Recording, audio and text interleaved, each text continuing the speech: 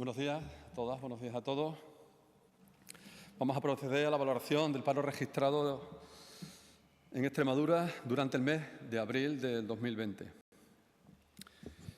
Es evidente que la paralización de la actividad económica debido a la crisis del COVID-19 sigue suponiendo un incremento del paro registrado en nuestro mes de abril.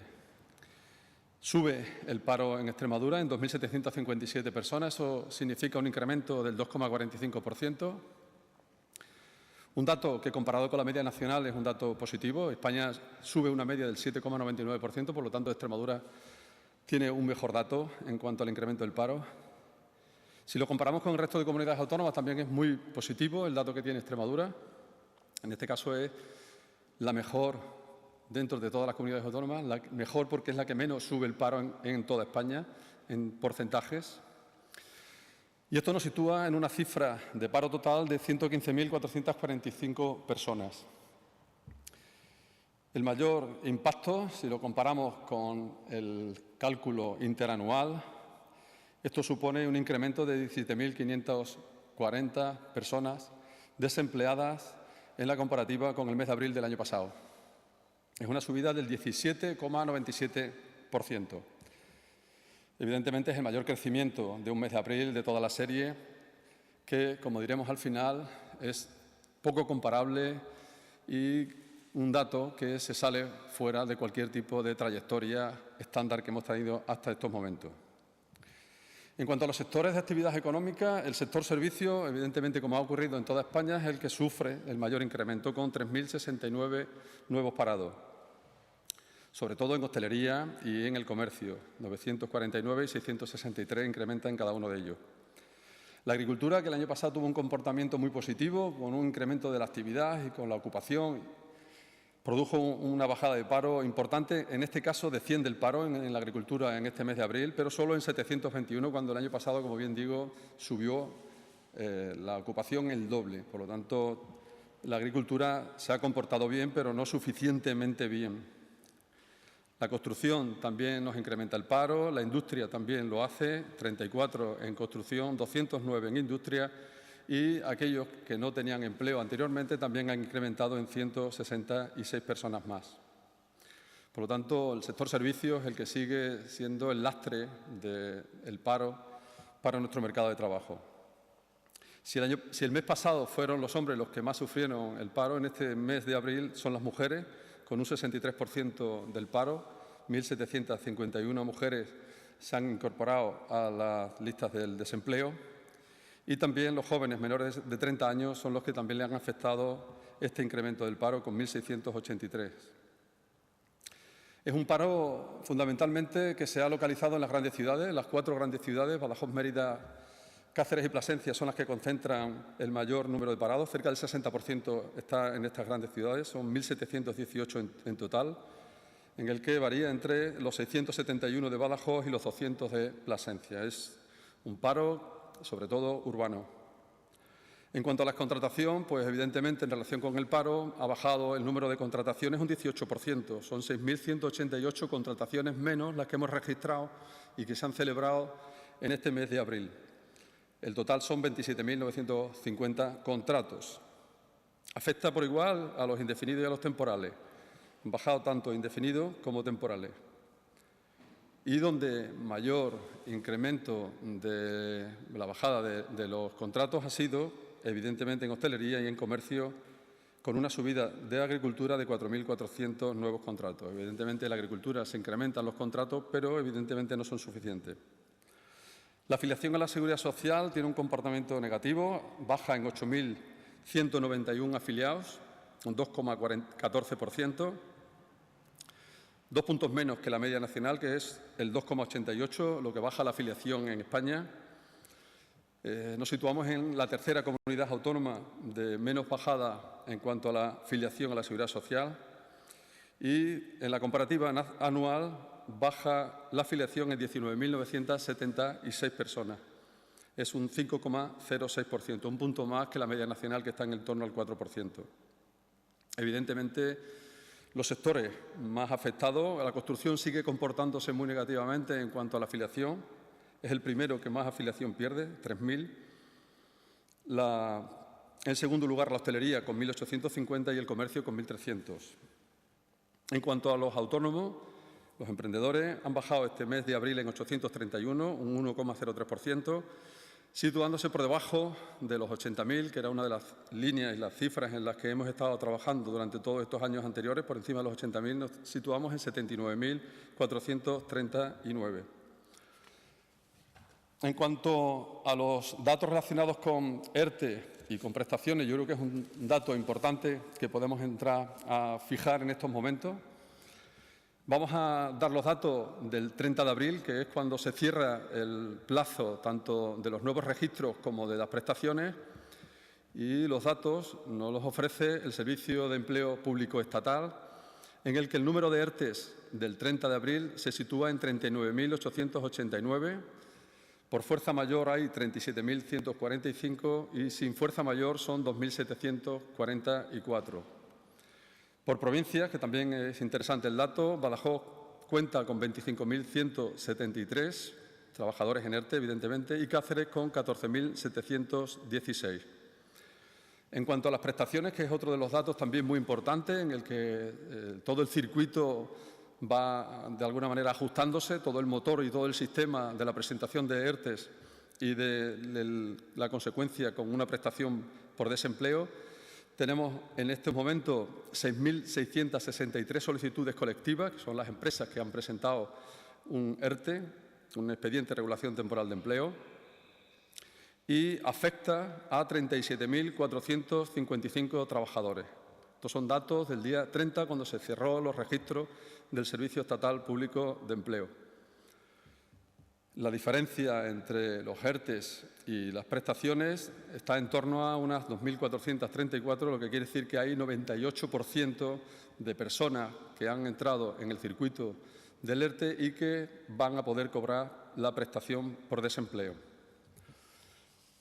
En conclusión, hay que decir que, a pesar del impacto de la paralización que ha supuesto la actividad económica en el mercado de trabajo en Extremadura, Extremadura ha sido la comunidad que menor porcentaje de crecimiento del paro ha tenido en toda España en este mes de abril. En cuanto a la seguridad social, también es curioso y es muy interesante analizar, porque sí que es verdad que la media, sabéis que la seguridad social se calcula desde dos puntos de vista, las medias diarias de cada uno de los días del mes de abril comparado con la media diaria de los días del mes de marzo, nos han dado esta caída de 8.000 en la seguridad social, pero empezamos a detectar que los últimos 15 días de la afiliación a la Seguridad Social del mes de marzo empieza a ser positiva. O sea, si analizamos la comparativa entre los últimos días del mes de marzo y los últimos días del mes de abril, Extremadura registra un incremento de la afiliación de 5.600. Y esto sí que es un dato importante porque nos hace ver que la trayectoria de nuestro mercado de trabajo comienza a tener esa forma de V, en el que los primeros 15 días de marzo eran y fueron muy malos en cuanto a la afiliación, pero la segunda quincena del mes de marzo comienza a ser positiva. El Ministerio lo recoge así y en sus datos oficiales nos plantean que podemos llegar a haber calculado unos 5.600 afiliaciones más a la Seguridad Social en los últimos 15 días del mes de abril. Creo que tenemos que valorar muy positivamente los ERTE como ese sostenimiento de rentas personales. Es importantísimo esa red de cobertura para mantener las rentas personales y familiares y, sobre todo, porque va a ser una gran pasarela para este proceso ya paralelo de transición hacia la normalización de nuestro mercado de trabajo.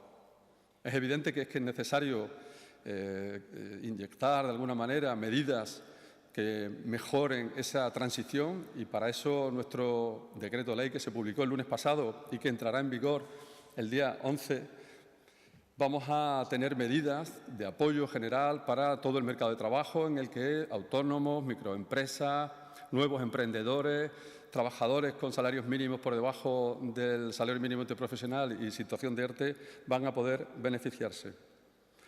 Por lo tanto, la situación es complicada, la situación es difícil, pero el proceso parece que va trazando ya una luz al final del túnel de la situación en la que nos encontramos. Muchas gracias, secretario. Pasamos entonces al turno de preguntas si algún compañero de los medios de comunicación tienen interés en valorar algún tema. Empezamos con Juan Soriano, del diario Hoy. Sí, hola, buenos días. Buenos días. Buenos días. Sí, quería saber un poco la diferencia en la cifra de ERTE que se dio la semana pasada, que eran unos 28.000, con la que se publica hoy. No sé si es que incluye el dato de ERTE nacionales o es que ha habido algún otro cambio. Sí. En cuanto a los ERTE, tenemos un problema en cuanto a la fecha. Los ERTE siguen entrando en la Dirección General de Trabajo y el cambio de cada uno de los días va produciendo una evolución. La suma de los ERTE nacionales, computarlo o no computarlo, también da un cambio en la variación del volumen total. Pero yo creo que hay que fijar una fecha. Yo creo que el 30 de abril es un momento importante porque, sobre todo, el número de ERTE que entran tiene una relación directa con el número de prestaciones de esos trabajadores y donde podemos hacer esa comparativa para saber cuántos de los trabajadores afectados por ERTE están en estos momentos ya en el registro del cobro de la prestación, es donde es bastante importante. Yo tuve los datos, anoche tuve la suerte de que el propio director gerente de los Servicios Estatales Públicos de Empleo me diera los datos del 30 de abril, los datos oficiales, y fijaros que estamos cercanos al 98% de los trabajadores que han entrado en el circuito van a poder cobrar la prestación. A pesar de los errores que seguramente vamos a tener que ir subsanando casi de forma individual y personalmente. Pero es un cambio radical del mes pasado a este mes de abril. ¿Más, Juan? Sí, simplemente ha dicho que las prestaciones indican que esas personas del ERTE están en el circuito de cobrar. Sería ya cobrar en la primera semana de junio, entiendo, ¿no? Sí.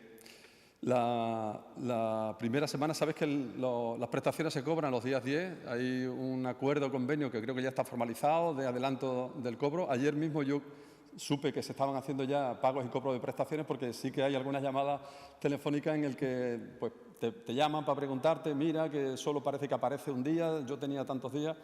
O sea, lo que estamos viendo es que ya se están cobrando las prestaciones y eso es muy importante. ¿Nada más, Juan? ¿Alguna cuestión más, compañeros? Canal Extremadura Televisión. Buenos días. Me gustaría saber cómo cree que podrían afectar la apertura de algunos negocios parcialmente ahora que empieza esa desescalada. Esa gente que está en ERTES, ¿podría quedarse en el paro? ¿Se ampliarán los ERTES? Ves que uno de los temas más importantes ahora es cómo se va a producir ese proceso de normalización de los negocios. Evidentemente, sobre todo, es cómo afecta a los trabajadores que están en situación de ERTE y cómo se incorporan a la actividad. En estos momentos, los trabajadores no están en paro, sino que tienen una suspensión de su relación laboral. Por lo tanto, en el momento que se abra el negocio, el comercio o la actividad, van a incorporar de forma progresiva a los trabajadores y ese proceso lo que hace es que dejan de cobrar la prestación. Hay una comunicación a los servicios públicos de empleo para que puedan dar de baja en la prestación a esos trabajadores y se incorporan a una actividad normalizada.